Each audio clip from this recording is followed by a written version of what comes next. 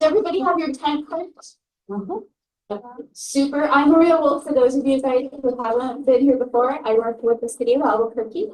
I'm a homeless innovations officer. And so I facilitate this meeting, and you have in front of you the agenda for tonight. And one of the things we always start off with is asking everybody who's here to introduce themselves. And so that everybody can get to know each other. We're trying to build community as we're talking about what's going on. So let's start with, I'm not going to start with you, Mike, because you always get irritated when I start. I'm going to start with Jen tonight. We're going to start with the back and work our way forward. Hi, I'm Jennifer McDonald. I am the Gateway Operations Officer for the Gateway System. Super. And Pete, you want to go next? I'm next, Pete Boletto, District 6. Good evening. My name is Fred, and I am with the South San Pedro Neighborhood Association. Super. And this is your first meeting? Our first meeting, yeah, this was on the board. One sec. I'm Sarah Conley, and also with South San Pedro Neighborhood Association, and this is also, I think, also my first meeting. Super. Welcome. Sandra Pereira, President Elder Homestead Neighborhood Association and Vice President of District 6. Natalie Vargas, Co-Chair for South San Pedro Neighborhood Association. Wally Brook, Parkland Hills Neighborhood Association. Yeah, I'm in Parkland Hill Neighborhood Association President. Okay. And Chuck. Chuck Holman, who published book 7 Steps to Ending Homelessness. If you'd like to listen to a podcast review of it, I have a podcast that reviews it 26 minutes. Very good. Awesome. AI does a great job of reviewing books. Okay. And Flor? I don't know why I thought you were.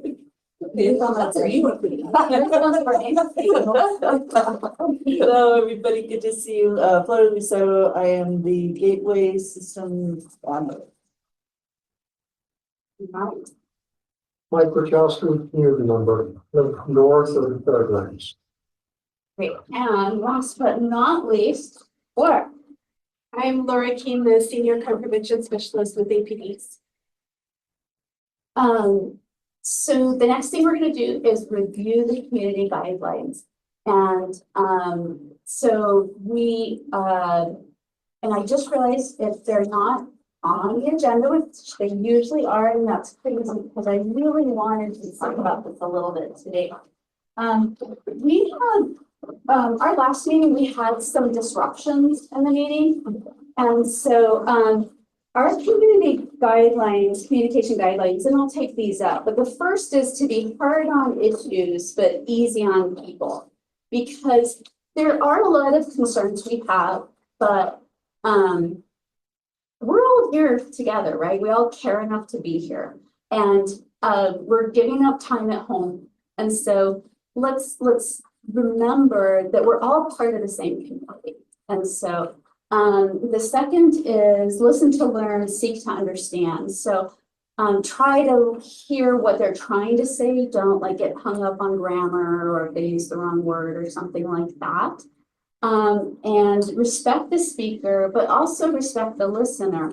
So try not to have side conversations. And then with the listener, respect the listener. If you've had a chance to ask a number of questions, we try to make sure other people get a chance to ask questions or have input as well. So trying to balance the communication across. Stay on topic, to respect the agenda and time constraints. This meeting usually goes by pretty fast. So we try to just stick to the agenda. If we get two sidelines, you'll find me trying to say, hey, let's try to get this addressed the next one, or let's get back to that. And then finally, be kind and let's try to have some fun, because we do this every month. So we want there to be kindness and respect for each other. So the last meeting we had, we literally had people who did not feel safe at the end of the meeting because of some of the behaviors. And so I want to just remind us all that, like, I always ask if you have communication and community guidelines that you like to add to this. And And I want to let you know that if we have issues like that come up again, I'm gonna revisit the communication guidelines, remind people this is what we're doing. I notice people choose not to follow those communication guidelines. We are gonna ask that person to leave so that everybody feels safe. So that work for everybody? Yeah. Yes, so, and if the person refuses to leave, we're gonna end up having a toxic hearing. So I just wanna make super clear that we do this because we want everybody to feel like you can address the issues, be part on the issues. But we're not gonna have racial slurs. We're not going to have personal attacks. So are we good with that? Anybody have any questions? I have a question. Yeah. What meeting was that? Last month, right in this very room, and then in the Yeah. tour afterwards. Yeah. Oh, maybe I left. Yeah, I think so. Yeah, Oh, my gosh. Yeah. I'm shocked to hear that. Yeah, so, I mean, we're just gonna make sure that we don't, like, people don't feel like they need somebody to walk them to their car to feel safe. No, that's not what we're doing here. So, okay, we, had a couple of people join us after we completed introductions. So we're sorry, guys, we'll try to make sure you get a chance to meet everybody else. But, let's have Angelica, do you want to introduce yourself? Sure. My name is Angelica Archuleta Romero. I am a field representative with the Mayor's Office and the Office of Civic Engagement. Good to see everyone. Sorry I was late. Great, welcome. And in the back. Hi, I'm James Shanley. I'm newly immersed quasi-activist with Mark Twain Neighborhood Association, and I'm just trying to learn about these issues. And my friend Patty Wilson suggested I might want to attend this meeting. Oh, welcome. We're glad you're here with us. Yeah, we have quite a few new people tonight. And would you like to introduce yourself? My name is Lindsay Collins. I'm a health professional and social worker. I work at the Gateway First Responder Receiving Area. I'm one of the Terry's. Oh, you're on Terry's team. Yeah. I'm sorry, I couldn't hear your first name. Sorry, Katie. Katie, thank you. Okay, you all. Great. It's great to have you, Kate. And we do 10 cards so that in case we can't remember your name right when you introduce yourself, it's super helpful. So we'll get a 10 card. There it is. Out for each of you guys as well. So you can choose your color and then hand it off if you would afterwards. Here, thank you. Did I miss anybody else? Okay, everybody's introducing themselves. Super. Well, so the next thing we're gonna do is just take a look at your APD crime stat report. And I asked Laura if she could try to join us. She comes periodically to help answer questions. Because at the last meeting, there were a couple of questions about what is proactive and whether or not on the second page, there was a question about family disputes and aggravated assault, whether those are like from the same call or separate calls. And I think those are the main questions from the last meeting. So if you start with that, Laura, and then we can have other people ask questions that they have. Is that okay with you? Absolutely. So the proactive is going to be anything that is officer initiated. So for instance, if an officer calls out with a suspicious person or a vehicle, he's not responding to a call for service, he's initiating that. So that's proactive work. Found stolen vehicles would also be considered proactive. An officer finds it rather than someone calling in a suspicious vehicle that we respond to and then find it to be stolen. So it's anytime officers are out doing proactive work in the community. And then if we remember back to when Marty and Michelle presented, what you are receiving is computer-aided dispatch information. So in here, the family disputes are going to be any type of domestic violence, any type of call where there is a previous and ongoing relationship. It could be a family member, it could be boyfriend, girlfriend, something like that. Those are going to be your family dispute calls. And that's anything ranging from an argument to actual violence. An aggravated assault under this is going to be between people who don't have that intimate type relationship. It could be a friendship. It could be strangers, but these are not related to any type of domestic violence. So as I was explaining to Maria, for purposes of charging, yes, it's going to be battery on a household member if it's domestic violence. But for the purposes here, they are separate. So as you go through the stats report, do any of you have questions? I do have a question, and I don't know whether this is, I know this can be really hard to parse. Is there any kind of denominator data that can be used with this? Like for the, when you're looking at that half-mile radius range, like the number of households. I mean, I know population is really hard to figure out, but I just, in terms of comparing like citywide with the area, like if there's a way to see an actual like incidence rate of that, like a number of calls per X number of, per however many hundreds or thousands of households in total. Not that I know of. This is just simply within the radius. We've set how many calls of these types have been responded to. Now there's other types of calls for service out there, so that's where it becomes difficult because another proactive call would be a contact call. So there are good types of calls, for instance. Right now I'm logged on a call for service for a community event or activity.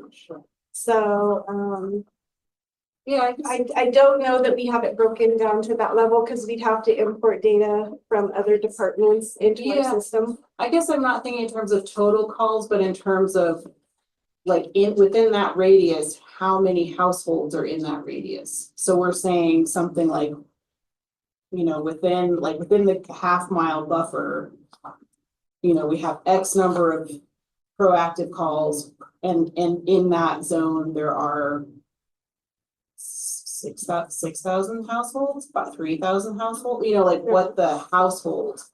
I know we can't, like, a population count is probably impossible, but like known addresses or something, And that's not data APD has. That would be where we would have to bring it over from the planning department. Okay. And then it gets into, okay, within that radius, how many of those homes are vacant or substandard? Sure. How many, Oh, sure, of course. Yeah. Yeah. Or census data, That's by zip code is how we have to try to do it. Yeah. But, that's gonna be 10 years old. Right. I mean, depending on the year. Right. Potentially. So, but yeah. I just want, even roughly, broadly speaking, I wonder what that would look like.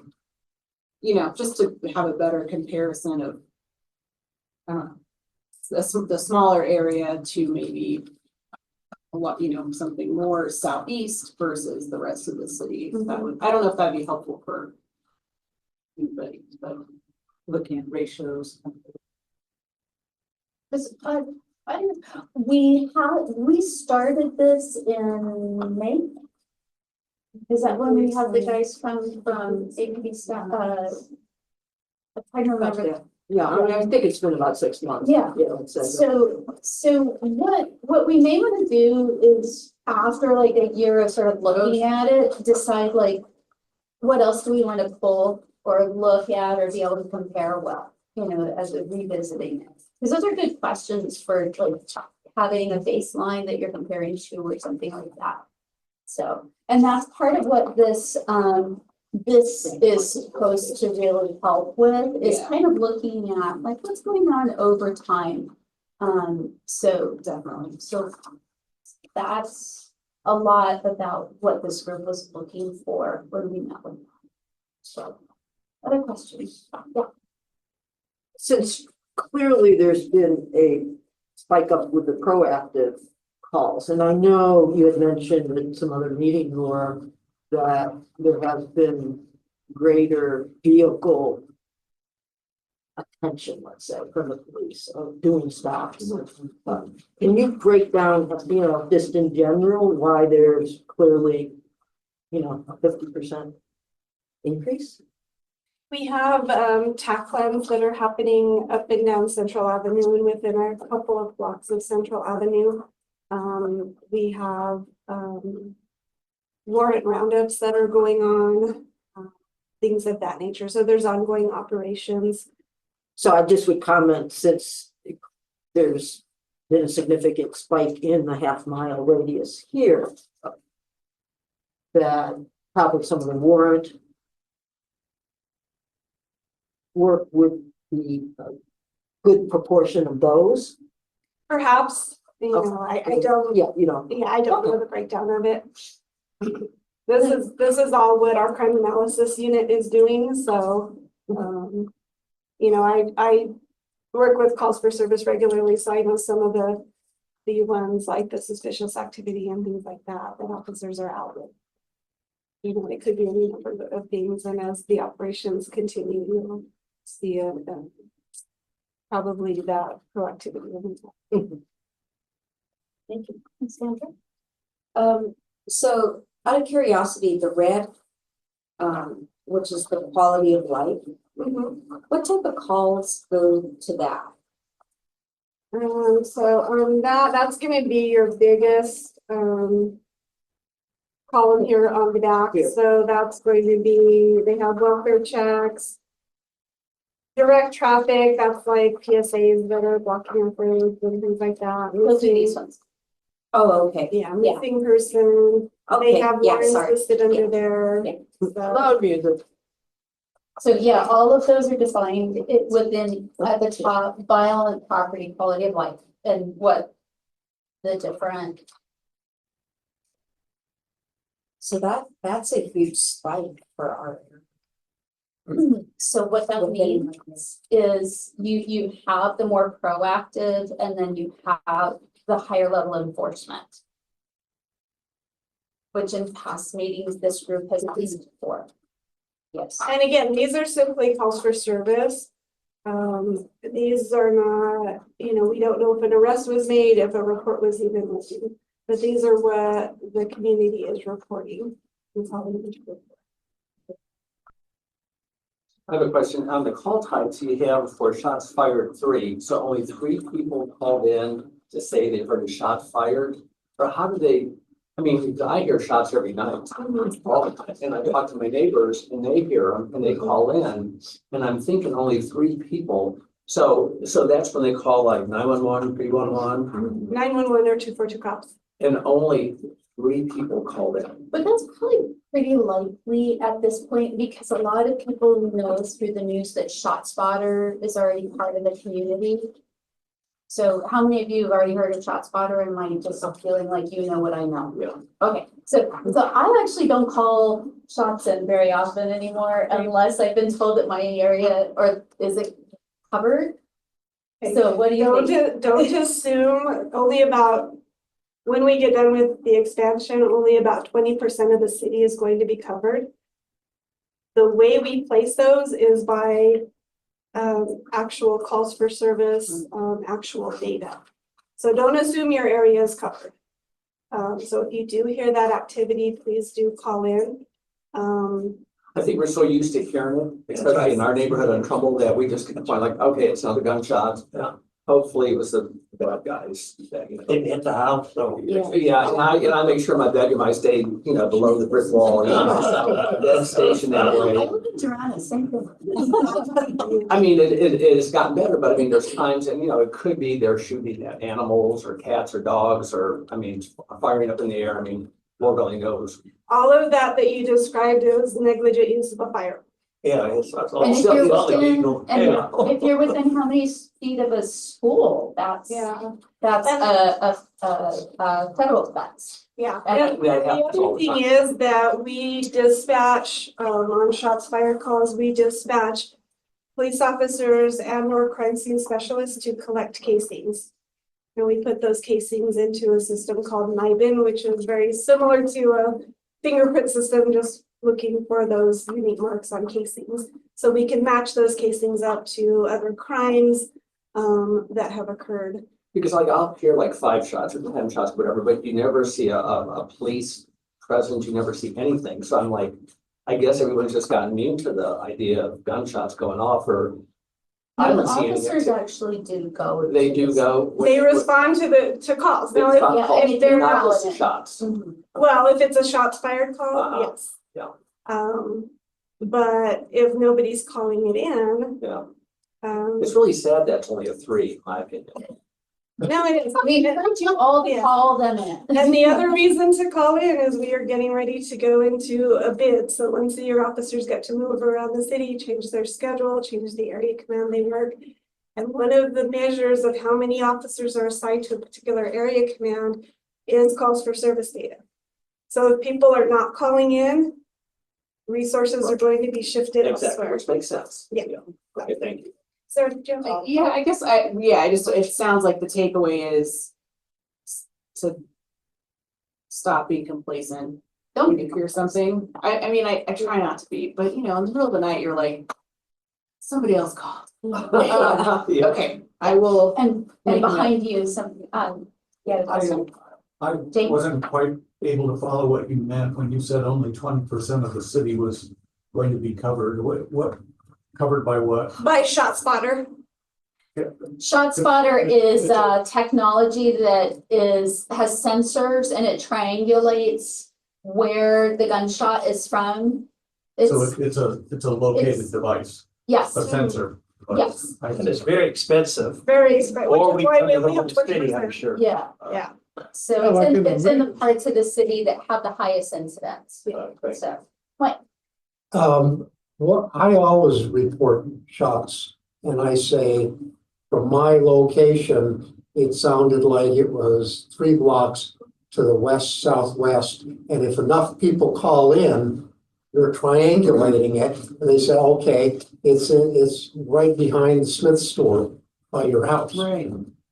So, people who complain that the police don't respond, they're part of the problem if they don't make the reports, Sure, period. sure. And there is they changed the app. What is the new? oh, it's Atlas One. Atlas Atlas, one, yeah. So, And that's pretty convenient. So we need to encourage neighbors to call. Yes, Just call. Yeah, okay. people report it. An app on the phone. Is it better to call 311, 211, or 911? So for dispatch, it's going to be 242 cops for non-emergencies, 911 for emergencies. So if you hear shots fired, someone screaming, a car peeling away, something like that, that would be a 911 call.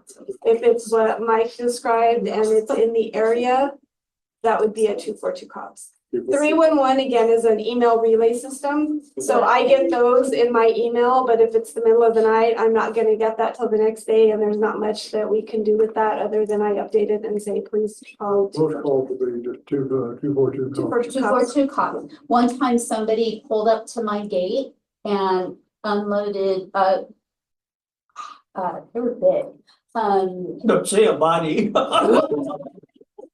No, eight shots right at the A gate. dismembered. And Oh, that's scary. yeah, it was right, and I mean, and Where do you live? What part of town? Duran's, Northwest. Yeah, right, and so that was a 911, because it was like right there. And, but if you just kind of hear it and you're like, oh, I think that was over there, 242 cops. Goodness. So, well, I have a question about how you decide that ShotSpotter is even effective.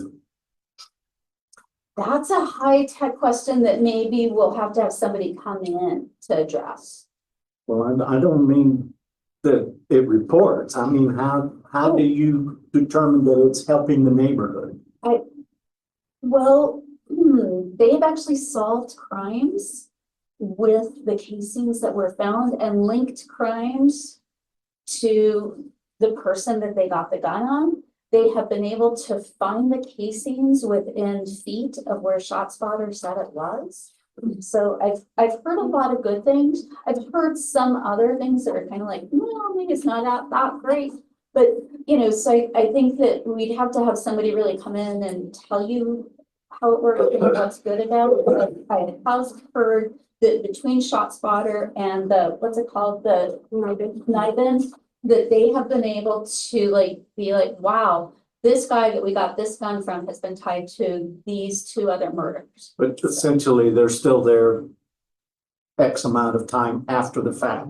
Right, but they have saved people's lives because they're bleeding when they go to the shot 6 to spotter. 10 feet, Wally. Yeah. I mean, they're that close. Oh, I know how close They they can, but get hone in. Yeah. But you're right, it's after the fact, but how can it be before the fact?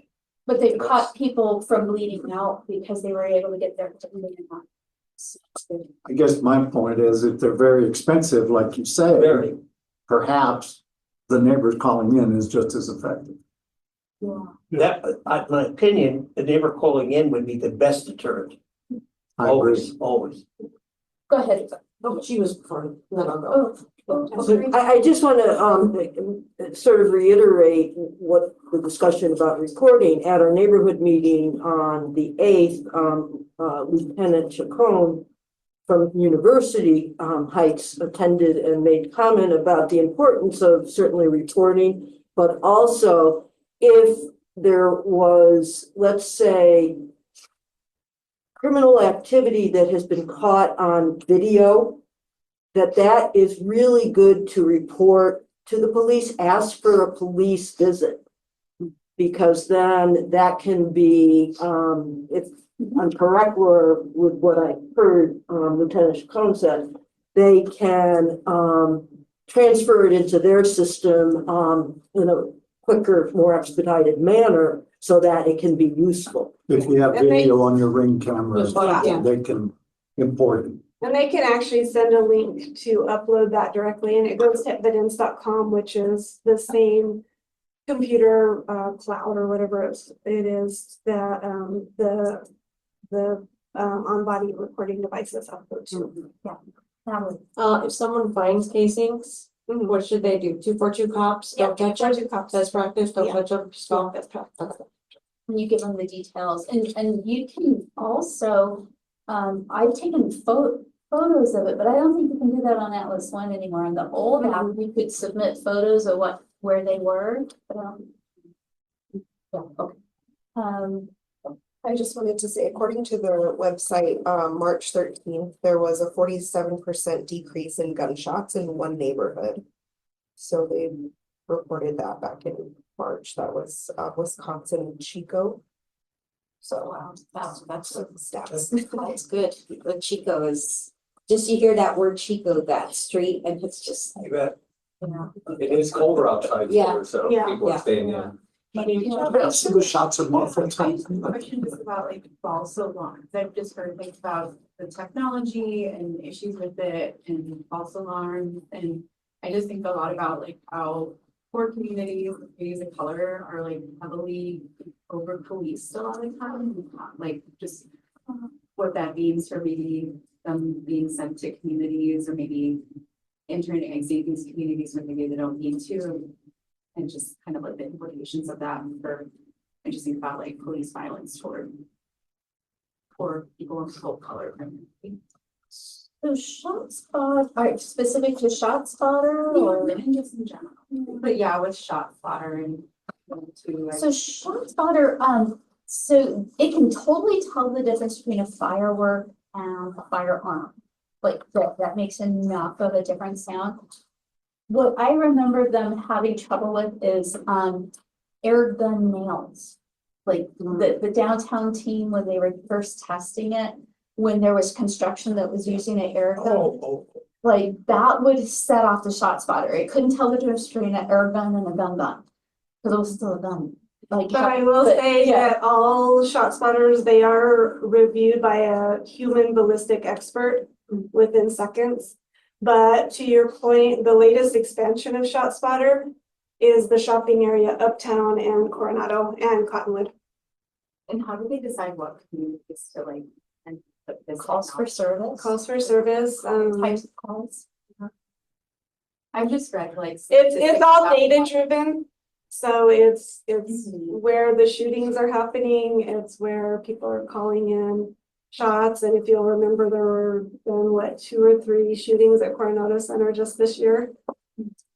So it's kind of balancing the data of the crimes that are occurring in the area, but then the other side of it is the more important side, and that is the training of the officers for the response and how that's working as well. So, yeah. Just to kind of, I get what you're saying, like somebody who might not have a lot of trust in APD might not want to call and have to engage, if even 242 cops, them having to come out and having to interact with it. Yeah, for a lot of people. And as you go further east, that's absolutely true. If you attended Rick's meetings, I mean, more than a few people would rather have to see less police presence than more. That's really something this group brings up. Well, our neighborhood is not far from here. Yeah. But I know one thing is that anytime I do call 911, they're right there because there's so many cop cars in the area that I'm in, you know, and then it happens real fast. So I feel somewhat safe. Southeast Command is Busy. Okay, Flora. it's very well run. I'd like to circle back to that, make sure I understand, you said family dispute and assault and battery, that the family, so if it's an assault on a family member, then it's rolled into family dispute, Yes. even though it's battery? Yes. Now these are just calls for service. In the charging documents, it's going to be aggravated battery against a household member. That's for the DA's side. These are simply how the call is dispatched. Oh, okay. So it would be reactive, or are there different protocols then? You mean like prioritization? Or their way of responding to it with a family dispute as opposed to an aggravated battery then?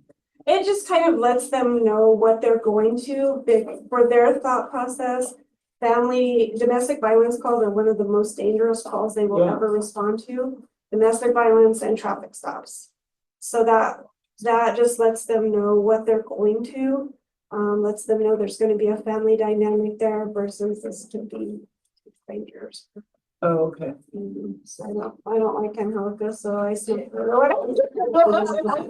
So like, let's say the call was made for a battery and then it turns out that it gets like coded as something else. Would that be updated to reflect what they reported as and not what the initial call came in for? They can update it in the system. Sometimes it happens, sometimes it doesn't. But all the operators know is what they are being told. So we can respond to one that's coded as an assault or battery that ends up being a domestic violence, but the person calling it didn't know that there was a family relationship. If it's a neighbor or something. Yeah, so if they're just hearing a fight going on and they don't know if it's boyfriend, girlfriend, or they're just friends, whatever. So I think the concern was that they were being included in both categories. So the same call was being included in both categories, and that's not, it's coded as for dispatch as one type of call. What transpires after the officers do an investigation, it could end up something completely different. The report would be Based on what they encounter, what witnesses tell them. This is just based on the initial 911 or 242 cops call. Thank you. Okay, we also have our 311 report.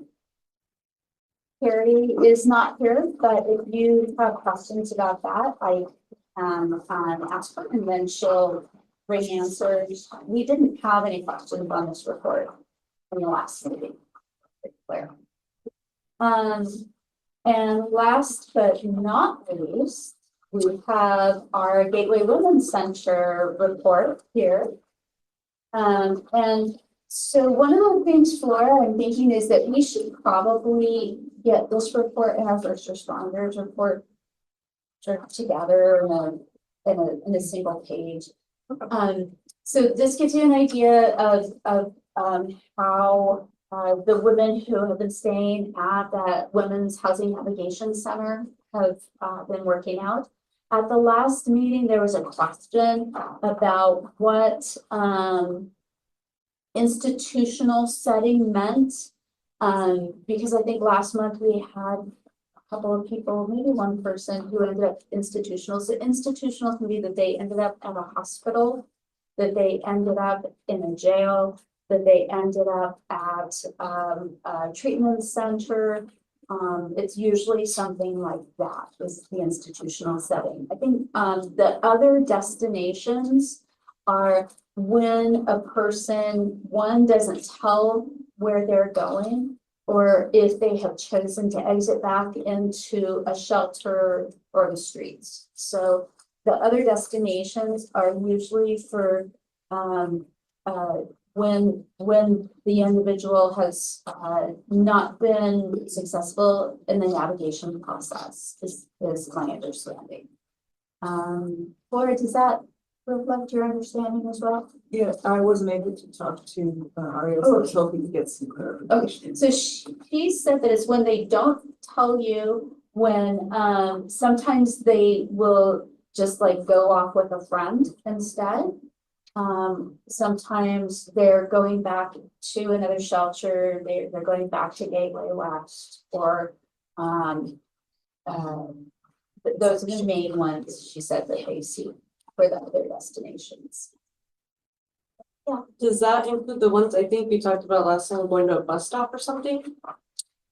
You guys taking them to a bus stop? So That's a different program we're talking about. That was, Yeah. okay. yeah, the Housing Navigation Center are the people who are living here for up to 90 days and trying to get back on track and get into housing and get, jobs or permanent supportive housing and, get the different pieces put back together.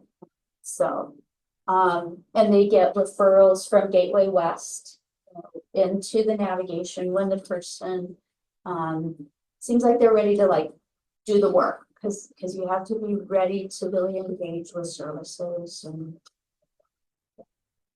yeah. Any questions about this? Did the point in time count team visit here last year to see how many people were in the shelter here? Yeah, they got the numbers from us. Okay, Yes, and so for sure. they're Yeah. probably gonna be revisiting again this year. Yes. Just, Actually, they get the information directly from Heading Home. For the shelters, they don't go into the shelter, they just get the information from the shelter. Because they have already done the intake in the shelter. They don't have to come into it to do it. well, the question I have is, some of the information that they collect relates to ages and how long they've been homeless and how they became homeless and what sorts of help they need. So it's worth people knowing that at the end of January, that last week of January, they do a count of all the people on the streets who will talk to them. And half the people say like this, it doesn't matter what I say, nobody helps me, but if you're interested in participating in that, there'll be some more training coming up I think early January through the New Mexico Coalition to End Homelessness. I can forward to everybody who's signed in and who was already on our mail list the volunteer opportunity for a point in time. They're always looking for more people. And what they really hope is that they'll get the same people year after year, because the more often you do it, the more experienced you become and the better the count becomes over time. And so I'll make sure to invite you guys, because clearly you're very interested in this. Some of you guys come every month. And so I think you would find it really valuable to be a part of it. And you would be you're not going to be just sent out by yourself. You'll be with a team assigned to a specific area. They do interviews of everybody on the street for the in-shelter people, they pull that data differently, Mike, and so you don't actually go to the shelter and count inside. Yeah. But, yeah, anybody, Plus there's, excuse me, there's also other than doing the actual count, if I understand correctly, I mean, they're looking for people to help with other parts of it as well. Those volunteer opportunities. Yes, with a point in count, there's also some data stuff, help with that.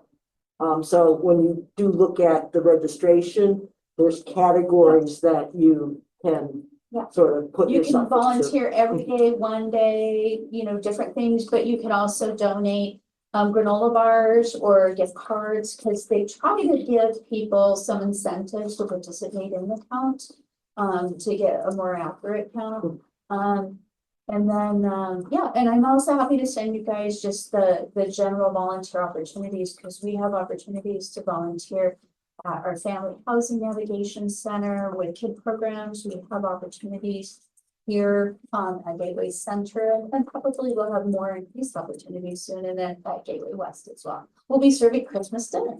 It's our big next one coming up at Gateway West, but we have bed building or underbed storage box opening building opportunities, and clothing donation, sorting, and like a variety of opportunities that have to if you're interested. Okay, hey, did you have an update that you were planning to provide tonight on first responders?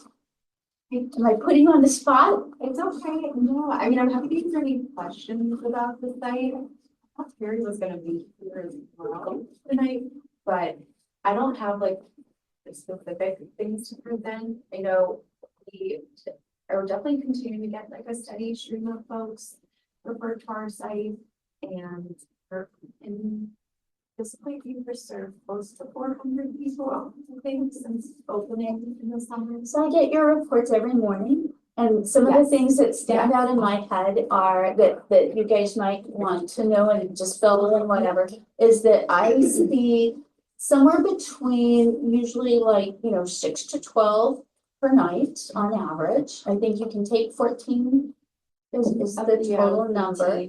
That ACS is who is bringing most of the people who come through, and what they do, and right now it's operational 8 p.m. to 7 a.m. 8 p.m. to 6 a.m. 6 a.m. Yeah, good job. So this is when first responders can bring people who are in crisis and don't have anywhere to go. It creates a safe space for them, and then we have these community health workers who are really have learned what are the resources out there, and they really work hard to get them an appropriate placement by the end of that work day. So usually by noon, they are transporting them to various locations. So, right, is that a fair description? Yes, but I see it as kind of like functions as an emergency room, but for overnight shelter. It is really pretty short term. It's a place for during the night for first responders, primarily ACS workers, if they're encountering people on the street who are, don't have anywhere to go or fleeing a violent or unsafe situation, maybe are under the influence and maybe need a safe place to be. And see it too as a diversion program. So it's for people who don't necessarily need to go to the emergency room and to avoid being incarcerated for something like being unhoused, is a safe place for them to go to. And so that, we can quickly kind of triage their situation and try to come to resources. So it's really rapid in terms of our connection with them, because they're coming in for the night, they spend the night, and then in the morning, we do have a cohort of community health workers that are available to talk to them and do kind of rapid resource referrals. And then we try to link them to other places in the community where hopefully they can see some longer-term protection. And sometimes it's not an individual, sometimes it's a family that has something happen. And so they have some rooms where people can be together, and then they have some waiting rooms that are more for individuals who are just need a spot. So, yeah. Did you say they're out at 6 a.m.? Are we, well, they can usually stay until the early afternoon, usually let book, but we will take people like drop offs from first responders up until 6 a.m. So the drop Oh, offs. you'll accept. So it's basically like an overnight drop off spot. So first responders, anytime between the window of 11 p.m. and 6 a.m. But you don't turn them out at 6 a.m. No. in the dark and cold. No. Like that's usually when we usually let people sleep for a little bit and then, they'll kind of get up or, come like mid-morning, we haven't like seen or they haven't gotten up yet. We'll usually like check in and just see.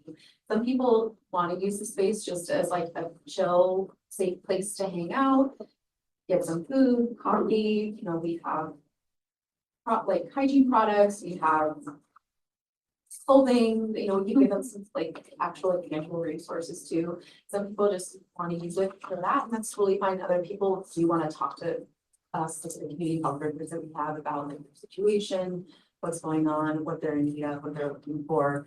And it is hard because a lot of times with like social services connections, it doesn't happen like super quickly. A lot of times it is a matter of like, where maybe, okay, this is your goal, kind of identifying that where someone maybe link you today to address this need. So it is very kind of like these like short-term kind of acute needs that we're identifying. We're definitely not like getting people in and then like getting them housed in the same day. So it's a very kind of like early stage, thing that we're, trying to kind of help them figure out like the next step in the process. It's filling a gap. Filling a gap, in yeah. the system. And ideally linking them. It doesn't always happen in the day because there are a lot of places that are like sometimes closed on a given day. Like for instance, like we are open during the weekends and it like Sundays are really tricky days because people will be like, I need this, I need this, and there are like so many agencies that are closed on Sundays. So it's hard to make a lot of progress with them on like their goals on a Sunday, but I keep the holidays trying are to tough tell too. places like Hope Works, did you know that people are homeless 7 days a week, not just 5 days a week, Right. But it is true that during the week, the folks that do outreach, the day shelters are open during the day, during the week. And so part of it is that they can transfer people to that day shelter. If they're in a shelter where they could get a meal and maybe like Get them connect stable. with a case manager and things to see.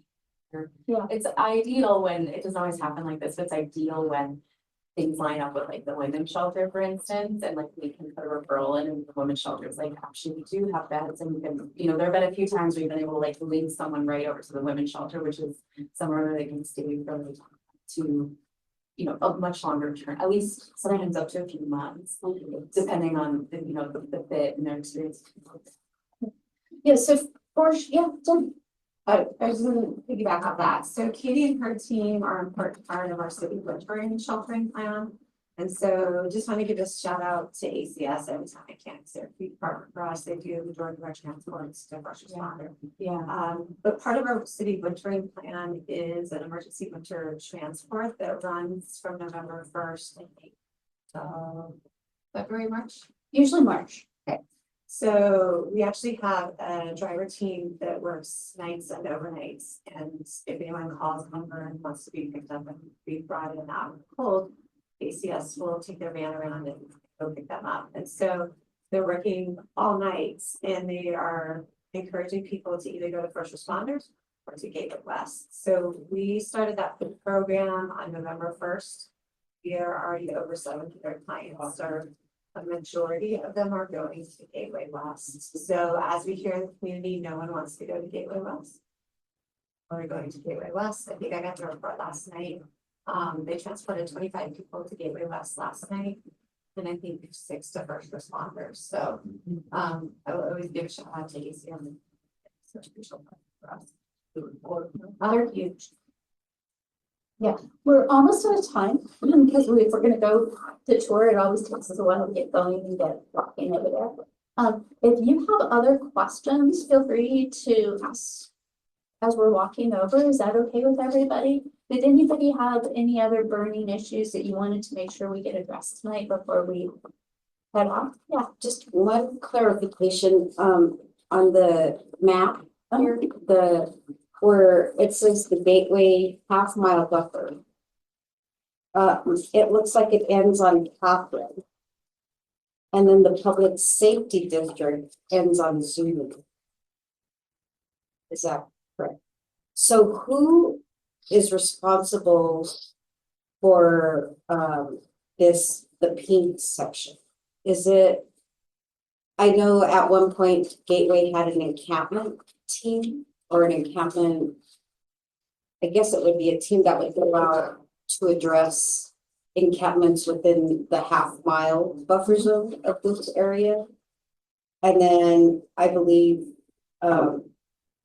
if we were to call APD would be responsible for the yellow part of the public safety. So Or am all I of wrong? it should be addressed by like that 311 report for the unimplemented issues and 911, so that everything gets reported. Because those are the best reporting systems for all of it.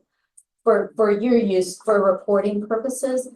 For the half-mile buffer, Jennifer, tell me if I'm wrong, but I know that Leon still drives that, I don't know how many times a week and day sometimes.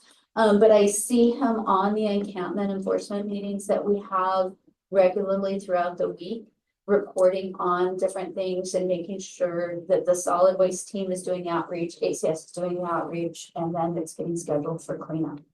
Because in being a conductor with the walking school bus that we have going on with Whittier and Wilson, we walk down Ross, which passes by that big empty parking lot, I believe, that Loveless Park, the Loveless Park. that parking, and there is consistent encampments against the wrought iron fence. They even are starting to build fires there. Which we've documented. And so if that's a city-owned property, It's owned by MRA. shouldn't that be a priority? Or shouldn't that, if there are, how should I put this? If there are encampments there, it sure is taking a lot of calls to get something done for the, because I mean, it's not like they're just there for the night. I mean, they've got chairs there. I've seen lamps. I mean, it's like they're setting up home life with the different furniture that they bring in. Yeah. And this past Monday, walking the kids to school, they had like a mattress there that they lit on fire on that corner of like Ross and Lomas. So of course I did call 311 and call the fire department, etc. But it seems to me like that empty parking lot is quite the magnet. Or Yeah, and I think they're that's not part of getting the into sense it, that- but they're getting the surrounding area. They're using the fence for a wall. Yeah. And I think that falls into the half-mile buffer. And because I mean, you could see Gateway like, Gordon. yeah. Yeah. And so I was just wondering who is responsible within just this immediate half-mile. Because we have the walking school bus that goes through this, Right by there. right by there, and so they have to see that all the time. And so, do you have a specific encampment team? I don't remember if you had said that. If you have a specific encampment team that goes out, it's made of somebody from Gateway, somebody from ACS, somebody from APD. Like, there's a team that, or is it just one person that you said that just drives around and reports us? So Leon goes and reports it. And she's Leon, I'm sorry. He works here. The Yeah. office is right there. Okay. So he does the drives and identifying the problem areas and reporting in. So the reports go to APD, solid waste, our outreach folks, and those are the key players in it. And so then they have a process to go through, give the person notice that they can't be there. Then when the time frame passes, they go and they either have to move or be gone if they're gone already, and the area gets cleaned up. is how it is. I will send you, the encampment policy for the city was just updated and approved. And so I can send you guys the link to the encampment policy as well. Because that policy has now, they're now gonna be enforcing people on public property. But Right? they're still giving them 72 hours. No, not everybody gets 72 hours. It I know they is, get cited for like a misdemeanor now. it's, so it is, it's layers of stuff. So if it's in, there's a priority one that requires movement within a couple of hours. That's when there's health and safety issues and it kind of runs through, there's a whole Yeah, there's set like of criteria, it's like yeah. A through, I want to say L for M. And then there's a priority 2 that gives them 24 hours to clear, and there's, I don't know, like 6 things that are priority 2. And then it's sort of like anything that's not those is priority 3 and it's 72 hours. But a lot of things are covered in priority 1 now, you'll see in the new encampment policy. And then the challenge will just be making sure that we have the resources for that level of outreach, enforcement, cleanup, outreach, enforcement. Is there any way to see those reports that you said that go to everybody that he does, Leon? You, those are part of your 311 reports. I mean, No, because I'm just curious, like if there's a way to see like our data that we're taking when we go out and we're walking with the kids and we're seeing those encampments and we're seeing them there for days at a time. Are you see putting the the matches? 311 each time? I know you are. You take the Okay, I pictures, just wanna yeah. make sure. We take the pictures and we send them to 311. So we do the walking school bus on Mondays and Fridays. Yeah, So on Monday, we saw the encampment with the burning mattress and it was all along the side of the road, yeah, the side, and they were even on the sidewalk. yeah. So we did call that in and then, so we'll see tomorrow, Friday, when we walk by, if it's still there. Yeah, if it's still there, send me an email, I will, okay? we will, because, That's not the intent. And so, and that's why I was curious as to who was monitoring the half mile. And only because we walk the kids within this half mile. yeah. And so I just wanted to get clarity on. And nobody wants the kids to be walking by that. Maria, is there enough personnel to enforce this? So, like, we wondering if can it's- always use more, right? APD is always recruiting. If you know anybody who wants to become a police officer, I really APD is don't think always this is an recruiting. APD issue. ACS is, This is not an APD issue. so, This is our public safety zone issue. Mhm. And I had an opportunity to speak directly with Mayor Keller about this. And he said, what do you want done? I said, we would like the encampments removed Mhm. within that half mile. And we both agreed that homeless people have the right to exist. I mean, I think everybody here believes that. You know, they're down on their luck. But I've seen what the two ladies have reported. And I've also seen a report and they were told to move. They moved across the street. So they moved, but they haven't moved.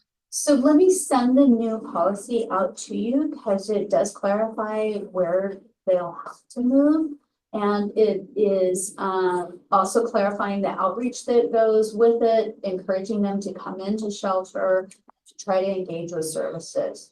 And so let me send you the policy. That is the intent to make this change. And it's gone across all of the different departments now. And that's what's coming into play. And so we're ever hopeful that with this new policy, there will be more clarity in how the departments are layering. And in fact, APD does have a role because if there is a time where they have refused to clear the areas that they have been instructed to clear, at that point, it's a trespass issue. And so that does then become a citation issue for APD. See, I'm wondering, don't we have, is it called APS security? not APS, but Albuquerque Security, Metro security? Metro Yeah, Security. yeah, so they And have see, I'm some wondering, role I'm as wondering, well, yeah, you know, can we get some help? Can APD get some help? Right. From it, and you know, I examined the policies, about that thick.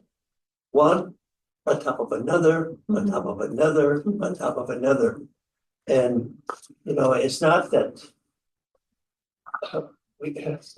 we're questioning the sincerity. It's just the application of carrying it through. Yeah. And, you know, I mean, if you want to see heartbreak, go down Zuni and Central I was there yesterday. and, you know, Chico, if you want Yeah. to see heartbreak. Yeah. You know, I mean, it's so sad. Yeah. And, you know. If it was easy, we would have done it, right? Well, And if I we know. had all the resources, we would already have been on it. So we're trying to clarify and trying to May I prioritize plug, work. may I plug again? Yeah. We need a citywide homeless policy, Mhm. not here, there. We need a policy, you know, I think we have tremendous resources. And I think we do have almost an adequate number of personnel. But, you know, I get called and I have no answers. We've reported this and nothing happens. Are you sure you've reported it?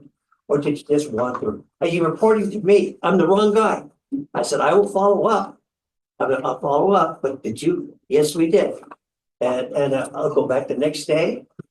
You know, usually about a 3 day, you know, just spot check, very little change. Okay. So, you know, the neighborhood is very concerned.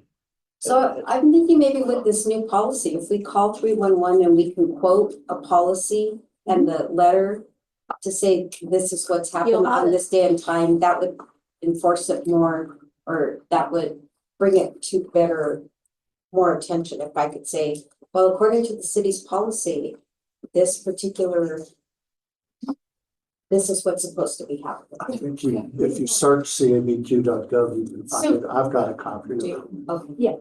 Yeah, it just got posted 2 days ago. So is that the one you got? No, I have the draft, Okay, so which that went out which you on the said was MRAP? approved anyway. No, it's changed since that draft. It's had some. It is, some things got moved, priority 1, priority 2. Let's get going or we're gonna run out of time. You can leave. The tour tonight is the same as one in October. No, this is the medical respite center used by the sobering center. You're gonna walk Is what you saw last month. This month you're seeing medical respite. I think this is. This is for the people who are, yeah, out of medical care and don't have a home to go to. Instead of them going to the street or the shelter, they'll go to the. Keep in mind, we are walking halfway to the west end, so yeah. if you want to take your stuff, Halfway to where? Oh. which is fine, it's gonna come back and you just. Send me the.